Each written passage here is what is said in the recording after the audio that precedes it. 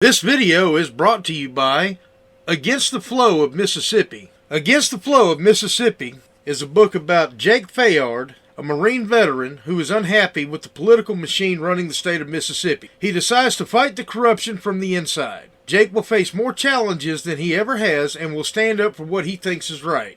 His notoriously hot temper will push him to the edge of murder, along with his friend and brother Kobe Barhanovich. Together, they will fight the system and give the power back to the citizens of Mississippi. Against the Flow of Mississippi is now available on Amazon. A link to the book will be placed in the description below. Welcome to History in the Eyes of a Southerner with your host, Anthony Allen. On this channel, we will take a journey through time and relate history to the contemporary eyes of modern America. I hope you enjoy the ride as I investigate and document the wonderful events that have shaped our present world.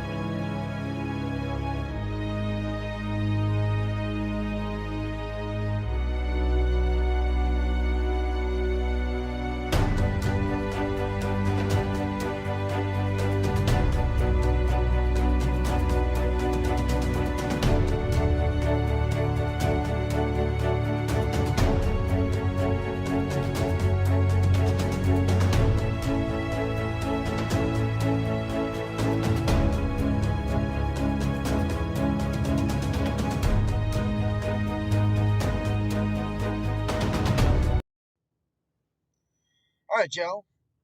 This is Anthony Allen with History in the Eyes of a Southerner. I had to think about my new name of my podcast. How about that? I wanted to go ahead and do my complete review now that I have completed Race Against Time by Jerry Mitchell. You know, first thing I want to say is I was listening to it on audiobook on Audible. Jerry, I'm glad, and I hope you see this, I'm glad that you actually narrated it yourself.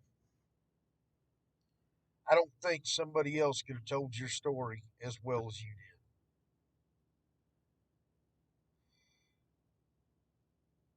I could hear the passion in your voice telling your story, the frustration that you felt when you reflected on the court cases not going to trial, the reluctant prosecutors.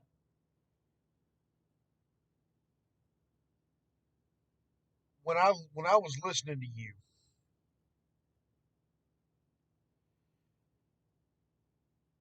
I could sense your passion,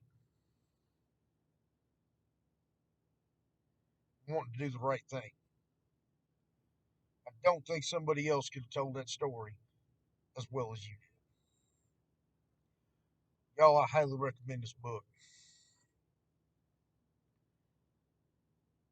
You know, people want to talk about today, they talk about social justice warriors.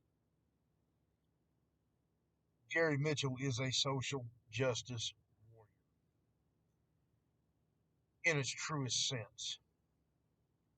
He saw something that was completely wrong and completely unacceptable. He did something about it, as we all should. We're men. We see something wrong, we should fix it. He fixed it. He put their butts in prison where they belong.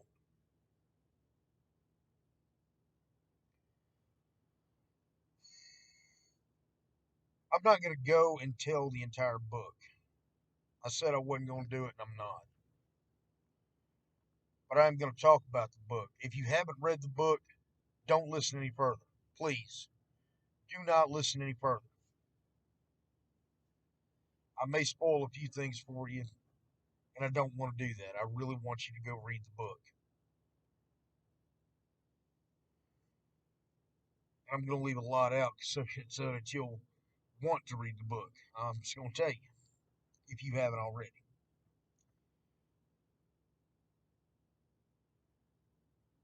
Starts off, Jerry Mitchell is describing, his opening His opening statements are him described in the opening scenes of the 1988 movie Mississippi Burning.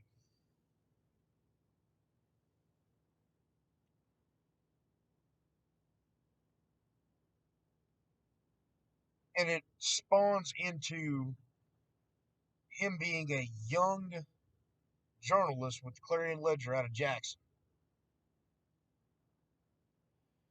And he sees these people, Klansmen, finds out they have been prosecuted. Going to the history side of this, um, Mississippi, obviously, sadly, regrettably, has a checkered racist past. This was a fact when Emmett Till was killed in Money, Mississippi in 1955, along with many, many others, but that was a case that brought everything to light. Um, Jim Crow laws. If you're black, back of the bus you go.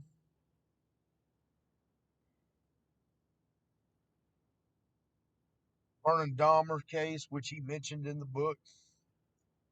Vernon Dahmer was a man that all he wanted to do was get people disenfranchised to be able to vote. Goodman, Schwerner, Cheney. The only thing they were trying to do was get people to vote in Neshoba County and Lauderdale County.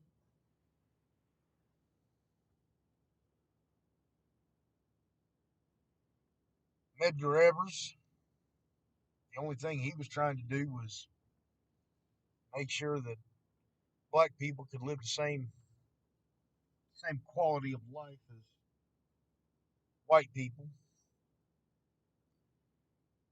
They were all killed.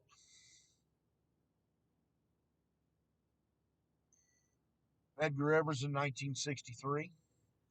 Goodman, Cheney, and Schwerner, 1964. Vernon Dahmer, 1966. Emmett Till was killed in 1955 for whistling at a white woman, allegedly, Carolyn Bryant.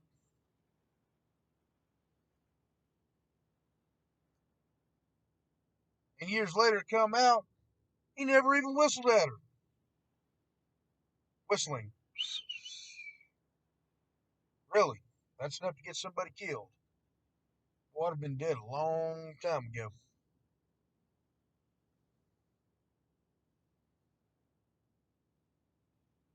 Jerry Mitchell went out of his way to get justice.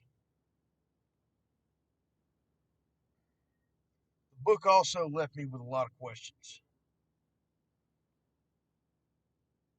Some of the questions Jerry probably can't answer.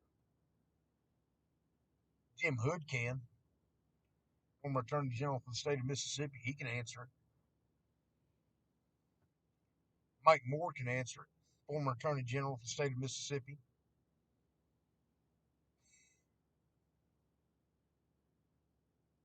I want to know why Mississippi burning trial, the Philadelphia case, which took the majority of the book, by the way, and the Neshoba case was also what inspired him to start looking into these hate crimes.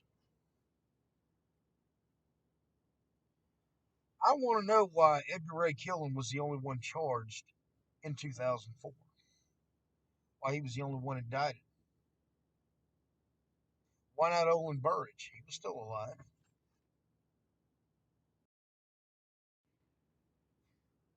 Why wouldn't the Mississippi Sovereignty Commission, members of the Mississippi Sovereignty Commission, why weren't they indicted? For those of y'all that don't know, and you know what, I think that's what this episode's going to be about.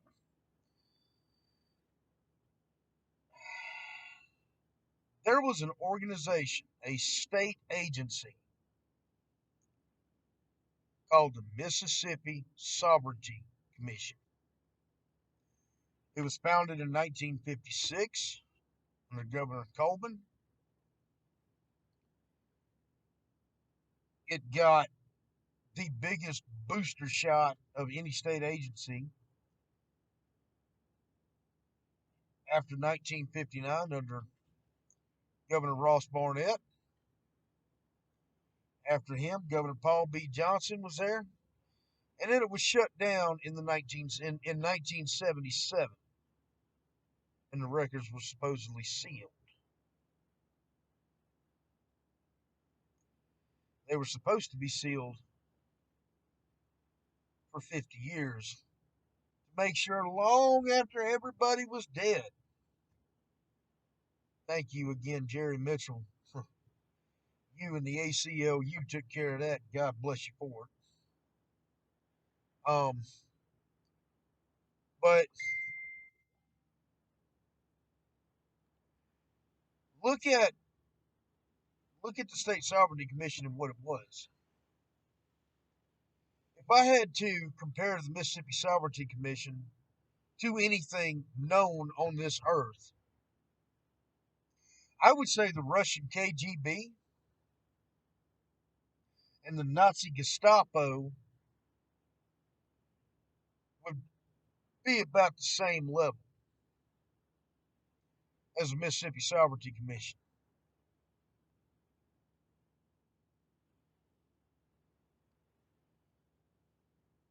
I actually say that, and I can back that up. You were white and you went to the COFO office, NAACP office, to an NAACP rally, they knew you. And they would use subtle tactics,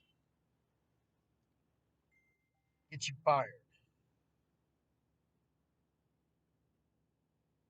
go after your job, maybe have you arrested for something, cooperate with local law enforcement. Then you had the not so settled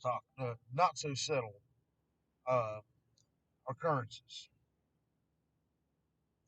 Dr. Gilbert Mason in Biloxi found that out in 1960 on the beach. Everybody goes to the beach to have a good time. He went down there and got his ass beat on by lead pipes. The cops went, phew. Cops left. Citizens went out there with lead pipes. And then the cops went in and arrested the black people for being on the beach.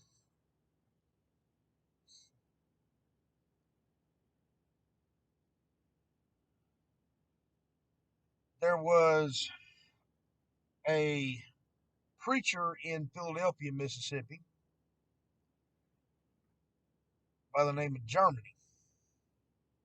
Wanted to start a seminary,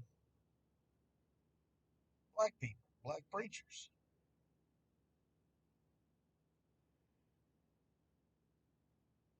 They beat him within an inch of his life. He slipped off to Texas with his family and started it over there. So I think the mission didn't carry and went to Texas.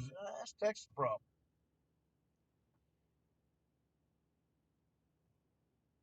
If white, you were a white female and you gave birth to an interracial child, I think her name was Melody Warsham. I think she was up in Grenada. Oh, yeah, that was the ultimate sin. Blacks and whites being friends or, God forbid, having sex.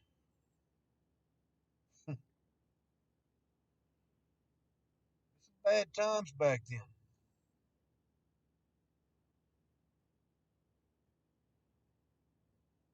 We don't have that anymore, thank God.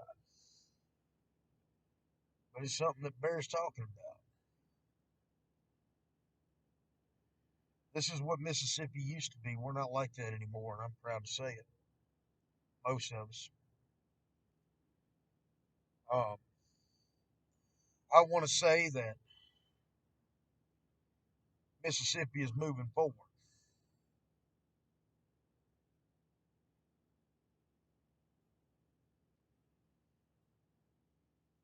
I also want to say that Mississippi is ingrained with our own history, and we should be. Our flags, symbols, and monuments should not be changed. I will say that because that is our history.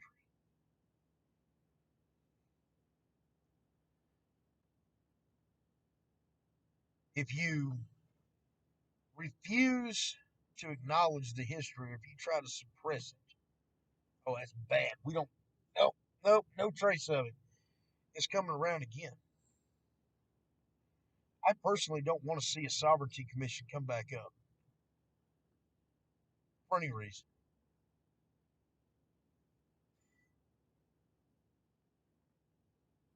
The whole purpose of me doing a historical podcast is to stop that. I want people to I want people to know what happened so that it doesn't happen again. Which I think is why Jerry wrote his book, Race Against Time. And Race Against Time, he literally was in a race against time. Okay?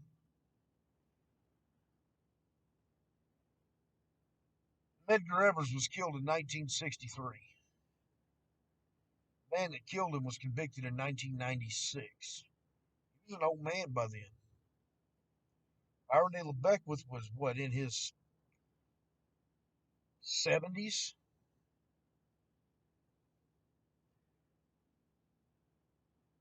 Gary Mitchell made sure he paid that price. Gary Mitchell, Ed Peters, and Bobby DeLauder did anyway.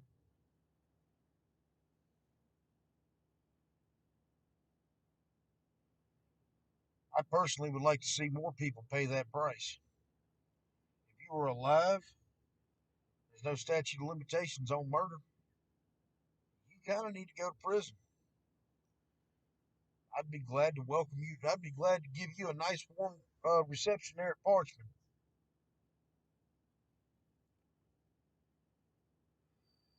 The other part of this, and this is why it took so long and why this book that Jerry wrote was so important. And again, I wish he would do more on the Mississippi Sovereignty Commission and tell how horrible that agency used to be and was, since it no longer exists anymore. But again, those that don't know history are doomed to repeat it. I don't want to repeat it. Um, the first two trials of Byron De La Beckwith, who killed Medgar Evers in 1963, yeah, the state and the district attorney was trying to prosecute. The Sovereignty Commission was working actively against the interests of the district attorney to try to get him off.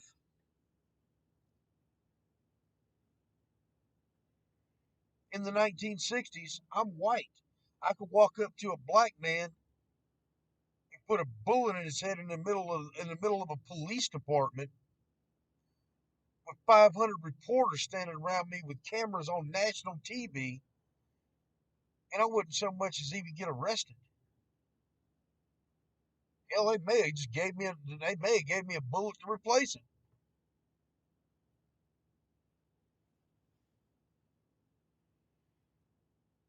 Murder is a state charge.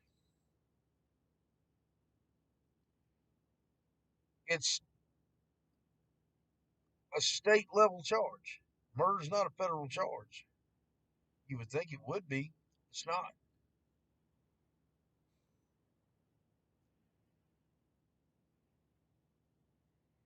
You walk up and kill somebody, you're going to state prison because it's a state charge. Feds came in and charged some of the ones in the Mississippi burning case, the Philadelphia case, with civil rights violations, but not murder. The reason that Byron De La Beckwith was allowed to be retried a third time was because he wasn't acquitted. Okay, double jeopardy, Fifth Amendment, the double jeopardy clause in the Fifth Amendment of the Constitution states that you may not be tried for the same crime twice. Once you've been acquitted, you're done.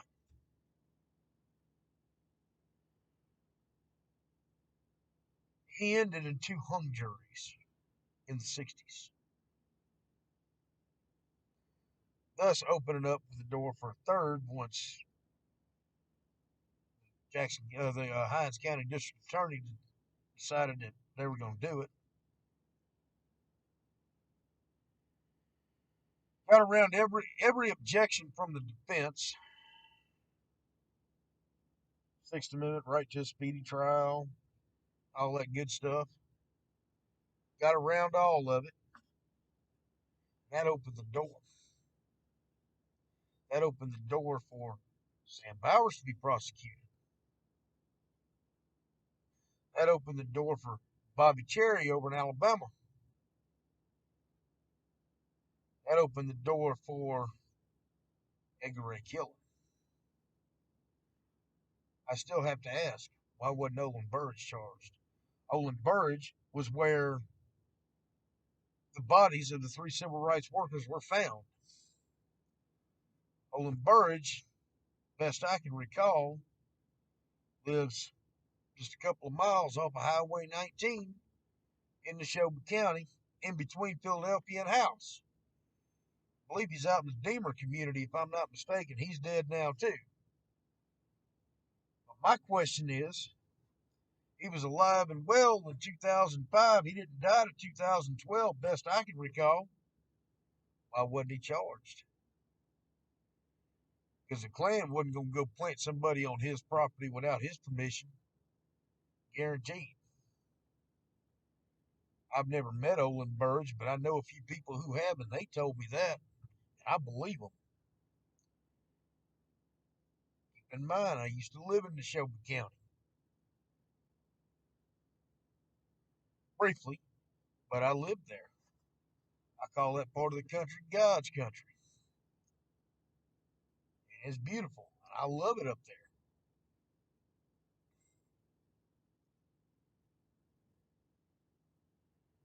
But what I'm getting at is more should have been tried. And it shouldn't have taken 40 years to get Edgar Ray Killen indicted.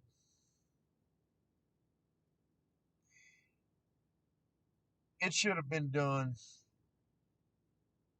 I would say, right after Byron De La Beckwith and Sam Bowers, all in the same time frame, not almost 9 years after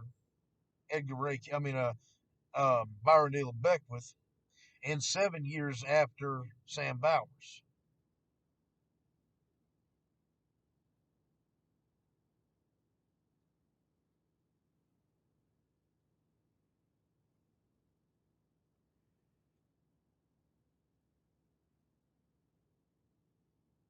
If you look at it,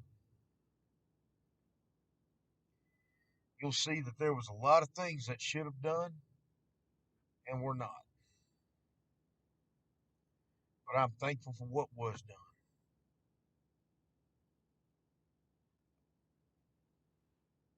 And I'm glad that people had the integrity to see the error in their ways, and that I can proudly say that as a whole, Mississippi has matured. Thank you for watching and listening. Anthony Allen, this is history. This is history from the eyes of a Southerner.